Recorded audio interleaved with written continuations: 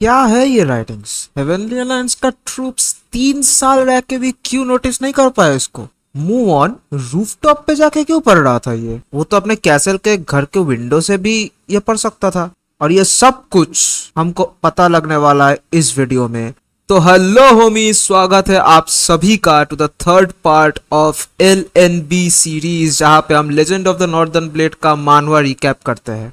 So let's begin the video. Chapter शुरू होता है जहां मूव ऑन रूफटॉप पे बैठा हुआ है और वो सोच रहा होता है बहुत सारे चीजें। मूव ऑन सोच रहा होता है नॉर्दर्न हेवनली सेक्ट का लास्ट रिमेनिंग फाइटिंग टेक्निक इस सेक्ट पे ही लिखा हुआ है, जिसके बारे में किसी को नहीं पता। अब हमको मूव ऑन एक्सप्लेन करता है कि जो नॉर्दर्न हेवनली सेक्ट के ऊपर राइटिंग्स ग्लो करते हैं वो कैसे होता है। जब सन ईस्ट पे होता है और सनलाइट सेक्ट के रूइंस के ऊपर पड़ता है तो लाइट सेक्ट के बिल्डिंग्स और वॉल्स के बीच के गैप्स में से पास करता है और एक शैडो कास्ट करता है ग्राउंड पे। जब वही सनलाइट वॉल्स के ऊपर का सिंबल्स के अंदर से पास करता है, उनका शैडो एक कैरेक्टर बनाता है जो कि यूज किए जाते थे by the lower moon kingdom, जो बहुत पहले ही कोलैप्स कर गए थे। वॉल ऑफ 10,000 स्पिरिट्स होल्ड करता है वो सारे टेक्निक्स और लर्निंग्स जो हर एक नॉर्दर्न सेक्ट के लीडर यूज करते थे, from the first generation leader to the fourth generation leader. और यही रीजन है कि मेरा फादर ने मुझे सिर्फ यही कैरेक्टर्स को रीड करना सिखाते थे, सिवाय कोई फाइटिंग टेक्निक्स के। उनको पता था कि एक दिन ऐसा आएगा कि मूव ऑन शायद इस दुनिया का एक लौता ऐसा इंसान होगा जो कि जिंदा होगा इस लेगेसी को और मार्शल आर्ट को कैरी ओवर करने के लिए। और वही सिर्फ एक ही इंसान होगा जो ये सारे टेक्निक्स को पढ़ पाएगा और सीख पाएगा। इन सारे सोल्जर्स को लगता है कि मैं सिर्फ यहाँ आके हर रोज टाइम पास करता हूँ, और मैं चाहता भी हूँ कि इनको यही लगे, क्योंकि मुझे अभी भी बहुत टाइम लगेगा इस पूरा सेट के हर एक टेक्निक्स को मेमोराइज करने में। और जब तक हेवनली अलायंस मुझ पे पास से नजर रख रहे हैं तब तक मैं जल्दबाजी नहीं कर सकता। मुझे सीक्रेटली और पेशेंटली ये टेक्निक्स को मास्टर करना होगा एक एक करके। मूव ऑन ये सारे बातें सोच रहा है और तभी वो देखता है दूर से एक कैरेट सेक्ट की तरफ आ रहा है। वो जल्दी नीचे जाता है और हमारा इंट्रोडक्शन होता है वैंग चियोल से। वैंग चियोल और मूव ऑन का एक कन्वर्सेशन होता है और उसमें वैंग चियोल पूछता है मूव ऑन को कि आप कैसे हो यंग मास्टर। इस पे मूव ऑन रिप्लाई करते हुए वैंग चियोल को बोलता है कि अंकल वैंग, आप बताओ आप कैसे हो। अब वैंग बोलता है मैं ठीक हूँ, लेकिन आप यंग मास्टर लास्ट टाइम से काफी बढ़ चुके हो हाइट पे। जिस पे मूव ऑन थोड़ा हंस के वैंग चियोल को शुक्रिया कहता है इतने ठंड में भी उसके लिए सप्लाईज लाने के लिए। बात करते करते वैंग चियोल का ध्यान जाता है मूव ऑन के उस उंगली पर जो कि अभी बैंडेज किया हुआ है। और ऑफ कोर्स मूव ऑन का इतना ध्यान रख रहा है वो, तो अपना कंसर्न शो करते हुए मूव ऑन से पूछता है ये आपके उंगली को क्या हुआ है यंग मास्टर, और क्या वो लोग जो यहाँ आए थे उन्होंने ये किया है? अब मूव ऑन सच्चाई छुपाने की थोड़ा कोशिश करता है। अरे नहीं अंकल, ये वो नहीं है जो आप सोच रहे हो। वो मैं ब्लैक स्मिथिंग कर रहा था ना, तो वहां मैंने हथौड़ा स्वॉर्ड के जगह मेरे हाथ पे गलती से मार दिया था। और ये बंदा कुछ भी करे, कितना भी अच्छा मार्शल आर्टिस्ट बन जाए, ये अच्छा झूठ नहीं बोल सकता। मैं अभी से बोल रहा हूँ तुमको, ठीक है? ऐसा झूठ कौन मानेगा भाई, उसका नियत में ही नहीं है झूठ बोलना। अब स्टोरी पे आते हैं हम, और अब अंकल वैन तो ऑफ कोर्स समझ जाता है कि ये झूठ ही बोल रहा है, कोई भी समझ जाएगा। और वो बोलता है कि मुझे झूठ मत बोल, लेकिन उसके बीच में ही मूव ऑन उसको टोक देता है और बात डाइवर्ट करने लगता है। वो बोलता है अरे अंकल, मैंने आपको बोला था कि इतने सारे सप्लाईज मेरे लिए मत लाया करो, आप अपना लाइफ जियो। आपने कितना मेरे लिए किया है, उन सारे चीजों के लिए मैं वैसे भी बहुत ग्रेटफुल हूँ। आपको मेरे लिए और कुछ भी करने का जरूरत नहीं है। जिसपे वैंग बोलता है यंग मास्टर बकवास मत किया करो, वो मैं कभी भी नहीं कर सकता। अगर नॉर्दर्न हेवनली सेक्ट ना होता तो आज के दिन मेनलैंड एग्जिस्ट भी नहीं करता, और आप इससे एक बहुत बेहतर लाइफ डिजर्व करते हो। मूव ऑन ये सुन के थोड़ा खुश हो जाता है और हम पहली बार इस बच्चे को स्माइल करते हुए देखते इस पूरे स्टोरी में अब तक। अब वैंग तो अपना लिस्ट करना शुरू कर देते हैं कि वो कितने फूड, मेडिसिनल हर्ब्स और ब्लैंकेट्स विंटर के लिए लाए हैं, लेकिन तभी मूव ऑन का नजर उनकी सप्लाईज के पीछे एक बंधा हुआ रॉक पे पड़ता है और वो पूछता है ये इतना बड़ा पत्थर क्यों लाए हो आप इन सप्लाईज में। उसका जवाब देते हुए हुआंग बोलता है मुझे ये ट्रेड रूट पे यूनान करके एक जगह है वहां से मिला। मैंने जहां तक सुना है ये आसमान से गिरा था और एक ट्राइब इस पत्थर को वर्शिप करता था, लेकिन वो ट्राइब का लड़ाई हो गया था द माइटी फिश से और उनको पूरा मिटा दिया गया था। ये सुनकर मुऑन बोलता है तो माइटी फिस्ट अभी यूनान पे सेटल हुआ है। अब हमको 4 पिलर्स अभी इस वक्त में कहाँ सेटल हुए उसके बारे में थोड़ा इन्फॉर्मेशन दिया जाता है स्टोरी पे, और हमको बोला जाता है कि वो जहाँ भी सेटल हुए मेनलैंड पे वो अपने खुद का एक सेक्ट बनाए वहाँ और उनका सेक्ट का अलग अलग नाम रखे।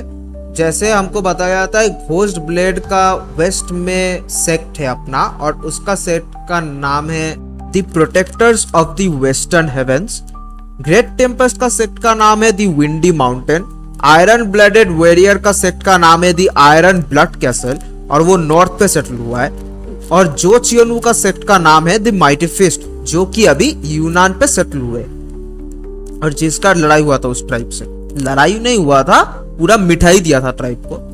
और हाँ, अब हम स्टोरी पे देखते हैं कि वैंग बोल रहा होता है अरे यंग मास्टर आपने ब्लैक स्मिथिंग टेक्निक्स तो प्रैक्टिस कर रहे हो ना, मैं आपके लिए आयरन लाऊं ताकि आप उसको यूज कर सको अपने ब्लैक स्मिथिंग में। इस पे मुऑन बोलता है अरे हाँ मैं तो हमेशा ही अपना स्किल्स को इम्प्रूव करने का ट्राई कर रहा हूँ और शुक्रिया वो लाने के लिए, लेकिन यहाँ बाहर बहुत ठंड पड़ रहा है, मैं हम अंदर चले और आप मेरे लिए जो भी कर रहे हो इन सब के लिए बहुत शुक्रिया। वैंग बोलता है अरे यंग मास्टर ऐसा मत बोलिए प्लीज।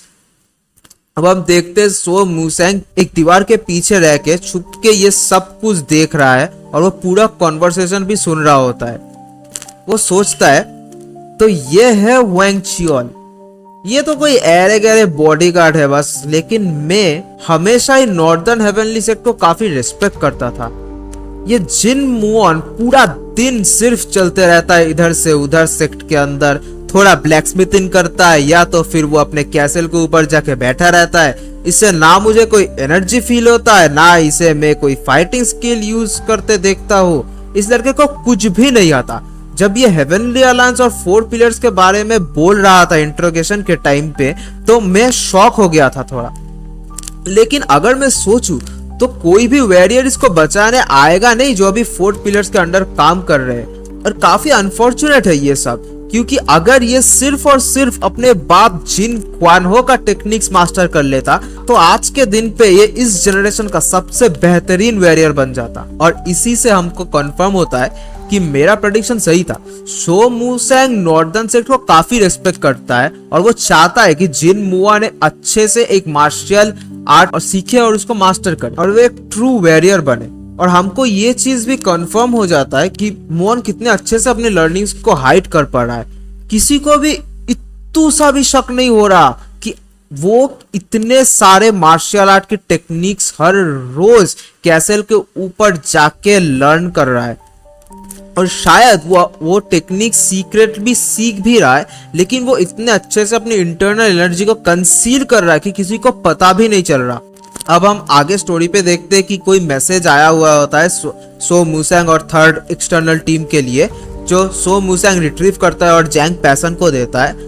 अब स्टोरी पे जैंग पैसन वो लेटर पढ़ते ही चिल्ला रहा होता है और बोल रहा होता है कि ये लोग हमको कांटेक्ट भी नहीं किया एक बार भी यहाँ भेजने के बाद, और ये बोल रहा है कि हमको प्रिपरेशन करना होगा टू रिसीव इंपॉर्टेंट गेस्ट। साले ये सोचते क्या है कि ये डोंगटिंग लेक के जैसा एक जगह है, ये कचड़ा है, ये सब यहाँ क्यों आने चाहते हैं ये गेस्ट, यहाँ पे कुछ भी नहीं है। अरे यार ओए वेल्स कैप्टन, एक एम्प्टी बिल्डिंग 6 लोग के लिए प्रिपेयर कर देना जितना जल्दी हो सके और कोई भूल चूक नहीं होना चाहिए। सो मूसेंग अग्री कर लेता है और अभी सीन शिफ्ट होता है मुऑन और वैंग पे, जो अभी मुऑन के कमरे पे बैठे हुए हैं। मुऑन वैंग को टी ऑफर करके बोलता है ये लो अंकल, ये टी पी के अपने शरीर को थोड़ा वार्म कर लो क्योंकि बाहर बर्फ गिर रहा है। वैंग तारीफ करता है मुऑन को और बोलता है आप हमेशा से ही टी ब्रीइंग में बहुत अच्छे हो यंग मास्टर। मुऑन अब पूछता है कि अब दुनिया में सब चीजें कैसे चल रहे हैं बताना अंकल। वैंग इस पे रिप्लाई करते हुए सोचता है और वो बोलता है थोड़ा सोचने दे मुझे। हाँ याद आया, एक नया वॉरियर भी राइस पे है जिसका नाम है डैम सूचियन और वो 100 लोग को चैलेंज किया है फाइट करने के लिए और सबका अटेंशन अभी उस पे ही है। अब ये कौन है, इसके बारे में हमको थोड़ा इन्फॉर्मेशन और डिटेल दिया जाता है एज यूजुअल।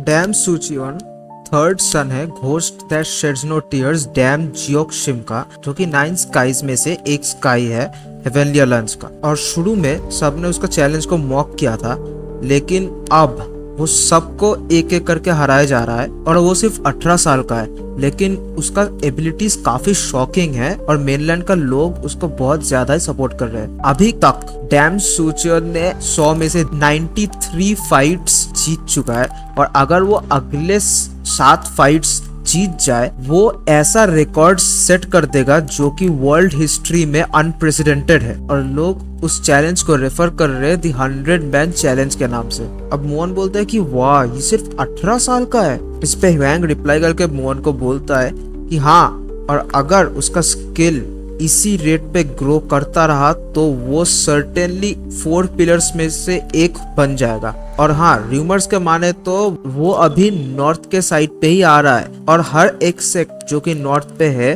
वो सारे अपने गार्ड पे हो गए हैं। इसमें मोहन बहुत चौंक जाता है और वो बोलता है इम्प्रेसिव, और मोहन बोलता है बहुत बढ़िया, और इसके अलावा कुछ हुआ। इस पे वैंग थोड़ा सोच के कुछ बताने जा रहा होता है जो कि हमको अभी नहीं बताया जाता है स्टोरी पे, शायद बाद में रिवील होगा। अब आगे हमको स्टोरी पे दिखाया जाता है कि मोहन वैंग को एक रात और रहने के लिए बोल रहा होता है, क्योंकि अभी रात हो गया है और बाहर बर्फ भी गिर रहा होता है। तो हम सबको पता है कि अगर रात हो जाए तो ठंड बढ़ जाता है, इसलिए मोहन बोल रहा था कि रात को भी अंकल वैंग उसके रूम पे ही रह जाए। लेकिन वैंग बोलता है मैं भी चाहता था कि मैं रह सकूं, लेकिन मैं रह नहीं सकता, और इसके बाद शायद मैं जब आऊँ तब विंटर खत्म हो चुका होगा। लेकिन वो होगा नहीं, क्योंकि मुझ पे उतना अथॉरिटी है नहीं।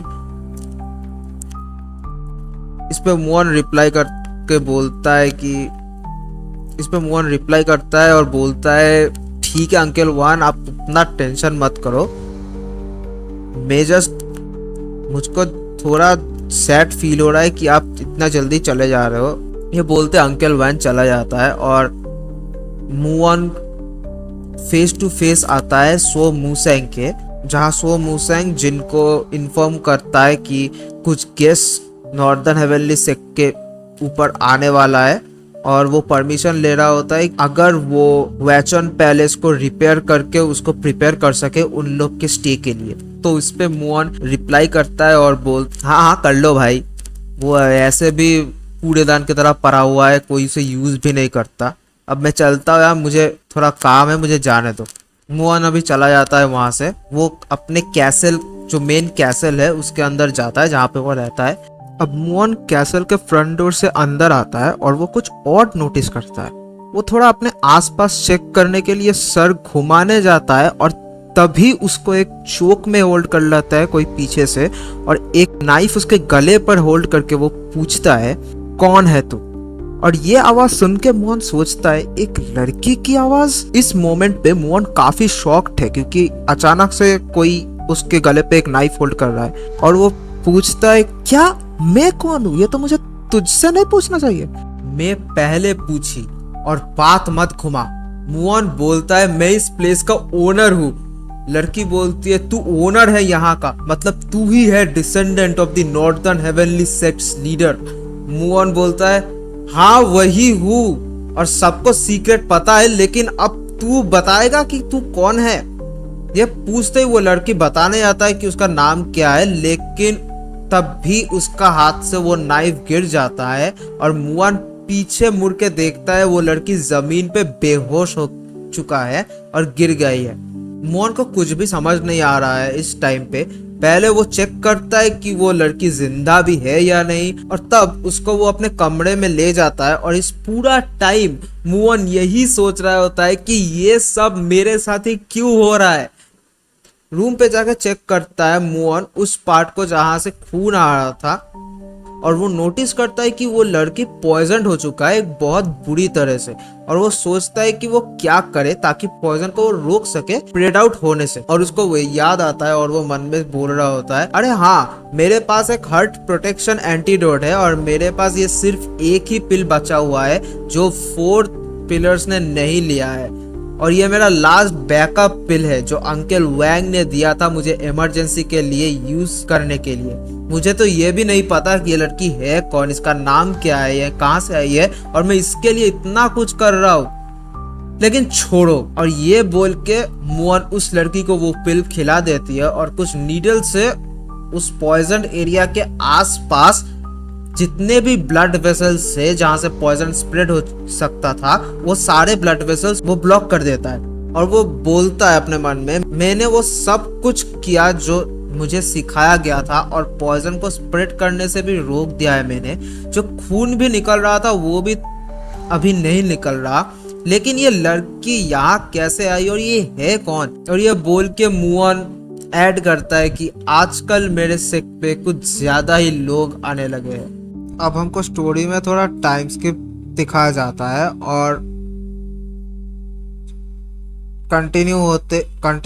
स्टोरी कंटिन्यू होता है मॉर्निंग का टाइम से, जहाँ वो लड़की काफ़ी सरप्राइज्ड है और वो शॉक से उठ जाता है। वो सोच रहा है कि वो कहाँ है, और जैसे ही वो अपना लेफ्ट हैंड मूव करने जाती है उसका एक शार्प पेन फील होता है अपने पूरे लेफ्ट साइड पे, और वो देखते अपने लेफ्ट साइड के हाथ पे बैंडेज किया हुआ है। और वो बैंडेज देख के वो पूछती है अपने मन में कि यहाँ क्या हुआ था और किसने ट्रीट किया मुझको। ये बोलते ही मुअन एक कर्टेन के पीछे से पीक करके बोलता है, अरे तू उठ गई, रुक जा, थोड़ा पॉरिज रेडी हो रहा है, खाना देने वाला हूँ मैं तुझे। अब उस लड़की को फ्लैशबैक्स आता है कि कैसे वो यहाँ तक पहुंची, और वो सोच रही होती है इस लड़के ने मुझे ट्रीटमेंट क्यों दिया। अब मुअन बोलता है तू 3 दिन तक उठा भी नहीं, मुझे तो डर लगने लगा था कि मुझे तेरा लाश दफनाना पड़ेगा। अब वो लड़की पूछती है, लेकिन तू मुझको ट्रीटमेंट क्यों दिया, तू तो मुझे जानता भी नहीं। इस पे मुअन बोलता है, मुझे नहीं पता है तू कोई असैसिन है कि नहीं जो मुझे मारने के लिए आया है, या फिर तू कोई ट्रैवलर है जो मरने वाला था। मैं बस तुझे वहां मरने के लिए छोड़ नहीं सकता था क्योंकि मैं एक और इंसान को मेरा फ्रंट यार्ड के सामने मरा हुआ नहीं देख सकता। अब मुअन उस लड़की को खाना देता है बोल में, और वो लड़की सोचती है इससे मुझे पर्टिकुलरली कोई एनर्जी तो फील नहीं हो रहा। क्या ये सच में इतना काइंड इंसान ही है, और क्या ये सच में डिसेंडेंट है नॉर्दर्न सेक्ट के लीडर का? वो ये सब सोच रही हो, और मुअन उसी बीच बोलता है, तुझे जल्दी खाना खा लेना चाहिए। मैंने तुझे पहले खुद से ही खाना खिलाने का कोशिश किया तो था, लेकिन बेस्ट यही होगा कि अगर तू खुद से ही खाए। इस पे वो लड़की बोलती है, फिर मुझे यही लगता है कि मैं यहीं पे रहने वाला हूँ जब तक मेरा वुंड हील नहीं हो जाता। और ये सुन के मुअन थोड़ा शॉक होता है और बोलता है, क्या, वाह, तू अब मुझसे परमिशन भी नहीं ले रही यहाँ रहने के लिए, वैसे तेरा नाम क्या है? इस पे वो लड़की थोड़ा ऑड वे में बोलती है, क्या, तुझे मेरा नाम क्यों जानना है? अब मुअन थोड़ा गुस्सा हो जाता है ये सुन के और बोलता है उसको, सुन, मैंने तुझे ट्रीटमेंट दिया, खाना खिलाया, सोने के लिए एक जगह दी, और इस सब के बाद तूने ये भी डिसाइड कर लिया बिना परमिशन के कि तू कुछ और दिन, पता नहीं कितने दिन यहाँ रहने वाली है, और ये सब के बाद मैं तुझसे तेरा नाम भी नहीं जान सकता।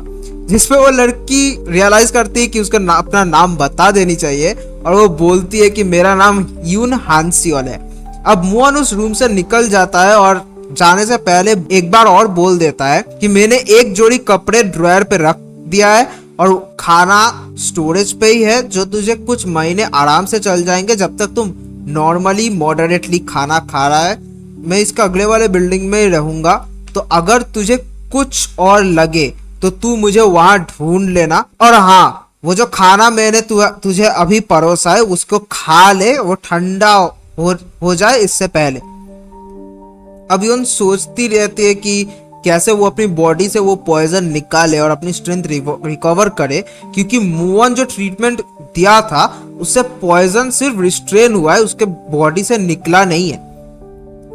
तो वो थोड़ा मूव के बारे में भी सोच रही होती है कि इतना काइंड हार्टेड है वो एज अ पर्सन और कितना कुछ उसने किया यून के लिए बिना उसके नेम, आइडेंटिटी या इंटेंशंस जाने। अब सीन मूव ऑन पे शिफ्ट होता है जहां वो फिर से अपने कैसल के रूफटॉप पे जा चुका है और वो सोच रहा होता है इसकी वूंड देख के तो लगता नहीं ये कोई आम लड़की है। इस टाइम पे किसी को भी मेरे सेक्ट के अंदर रखना उसके पास्ट और आइडेंटिटी जाने बगैर काफी रिस्की है और ये सब जानते हुए भी मैंने उसको रहने का एक जगह दे दिया। क्या मैं इतना अकेला फील कर रहा था? वैसे यून हांस्योल ये नाम भी काफी अच्छा है। अब हमको दिखाया जाता है कि मूसेंग और थर्ड एक्सटर्नल टीम सारे प्रिपरेशंस कर रहे हैं और वो जैंग पेसन अभी खाना आधा खा के अपने पेट के ऊपर रख के ही सो गया है। मैं तुम लोग को बता रहा हूँ ये जो बंदा है ना ये पिटेगा मूव ऑन से किसी दिन। ये सुधरने वाला नहीं है। मूव ऑन उसको बोल दिया कि अगर तू मेरा सेक्ट पे रहेगा तो प्रॉपर मैनर्स के साथ रहे और वो अभी भी ऐसे हरकत कर रहा है। वो पिटेगा भाई, मूव ऑन से तू पिटेगा, तू रुक, तू पिटेगा भाई। अब 3 दिन बाद मूव ऑन सोच रहा होता है यून के बारे में। वो ठीक भी है, 3 दिन बीत गए लेकिन वो घर से निकला भी नहीं है एक बार के लिए भी। अब हमको दिखाया जाता है यून हांस्योल अभी क्या कर रही होती है और वो बोल रहा है अपने मन में कि मैंने अपना आधा इंटरनल एनर्जी रिस्टोर तो कर लिया है। नॉर्मली पॉइजन अपने बॉडी से निकालने से पहले मैं वेट करता जब तक मैं पूरा इंटरनल एनर्जी अपना रिकवर ना कर लेती, लेकिन ये पॉइजन जैसे एक्ट कर रहा है मुझे लगता नहीं मैं ज्यादा देर और वेट कर पाऊंगी। मुझे पता नहीं मुआन ने कैसा मेडिसिन यूज किया था, लेकिन पॉइजन भी कोई आम पॉइजन नहीं है। ये ब्लड सोल पॉइजन है जो कि वर्ल्ड का सबसे डेडली और डेंजरस पॉइजन में से एक है और मुआन का मेडिसिन का इफेक्ट्स भी खत्म हो रहा है धीरे धीरे। इसलिए जितना एनर्जी मैंने रिकवर किया है ऑलमोस्ट हाफ, उसे यूज करके ही मुझे अपनी बॉडी से पॉइजन को निकालने की कोशिश करना होगा। अब वो पॉइजन को निकालने का ट्राई कर रही थी लेकिन वो बुरी तरह कंट्रोल खो देती है क्योंकि उस इंटरनल एनर्जी जो लगता है पॉइजन को अपनी बॉडी से निकालने के लिए अभी अपने फुल फ्लेजेड वे में रिस्टोर नहीं हुआ था। वो हाफ यूज करके ही कोशिश कर रहा था कि पॉइजन को निकाला जा सके, लेकिन वो होता नहीं और वो पॉइजन पूरा उसका लेफ्ट साइड टिल उसका दिमाग तक कंट्रोल कर लेता है और वो सोचती है कि अब वो नहीं बचने वाली। लेकिन तब भी एक नया कैरेक्टर का इंट्रोड्यूस होता है इस स्टोरी में और एक निंजा फुल ब्लैक कोट में आता है, ऊपर से पूरा सुपर हीरो स्टाइल से एंट्री लिया है बंदा।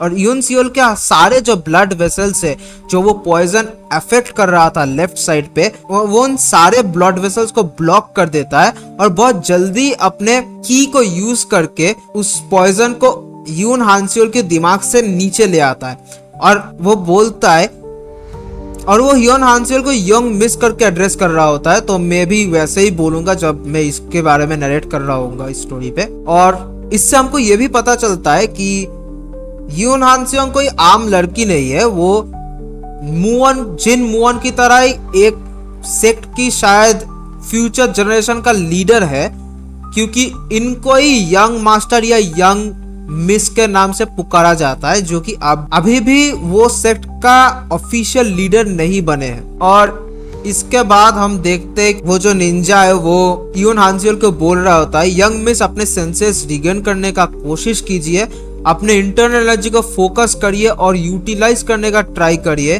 अपने क्यू को चैनल करके पॉइजन को पुश करिए अपने फिंगर्स की तरफ। और यून ये सब कर लेती है और हम देखते हैं कि उसका पॉइजन फाइनली उसके लेफ्ट हैंड के फिंगर्स के थ्रू अपने शरीर से बाहर कर देती है वो। और अब हमको असलियत में पता चलता है कि ये पॉइजन कितना डेडली और एसिडिक है, क्योंकि जिस कारपेट पे वो पॉइजन गिरता है वो कारपेट विद इन सेकेंड्स पूरा पिघल जाता है और उस पे एक बहुत बड़ा गड्ढा हो जाता है, सिर्फ उस पॉइजन की एसिडिक लेवल्स की वजह से। आगे वो निंजा बोलता है, पॉइजन आपका शरीर से निकल चुका है और मैं अगर थोड़ा भी देर करता तो आप मर सकते थे यंग मिस। यून अपना सेंसेस रिकवर करती है और बोलती है, सार्युंग तुम जिंदा हो। और इस नाम का लिटरली हमें मतलब बताया जाता है जो कि होता है डेड स्पिरिट। अब सार्युंग रिप्लाई करता है यून को और बोलता है, मुझे माफ कर दीजिए यंग मिस लेट होने के लिए, मुझे कोई भी आइडिया नहीं था कि आप इस जगह पे हाइड कर रहे होंगे। अब जो भी पनिशमेंट मुझे तेरी के लिए देना चाहती है वो मैं एक्सेप्ट कर लूंगा।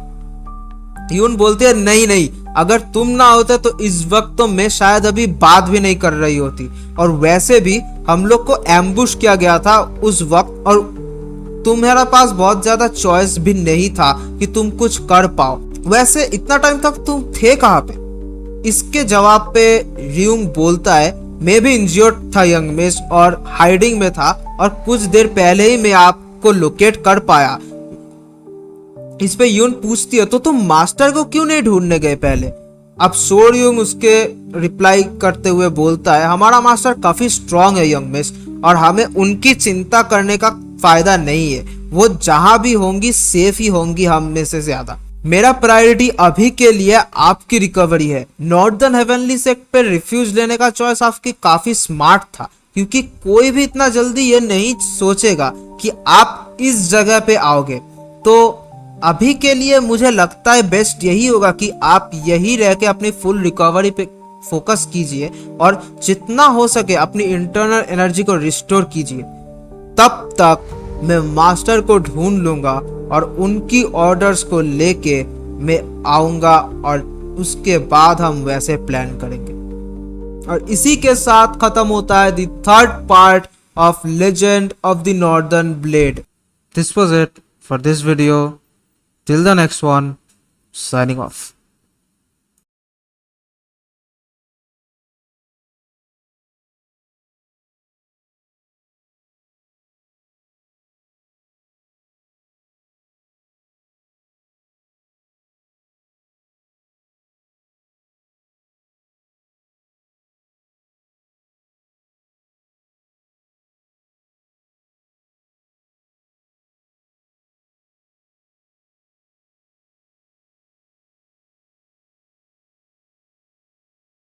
अब मुअन कैसल के फ्रंट डोर से अंदर आता है और वो कुछ और नोटिस करता है। वो थोड़ा अपने आसपास चेक करने के लिए सर घुमाने जाता है, और तभी उसको एक चोक में होल्ड कर लेता है कोई पीछे से,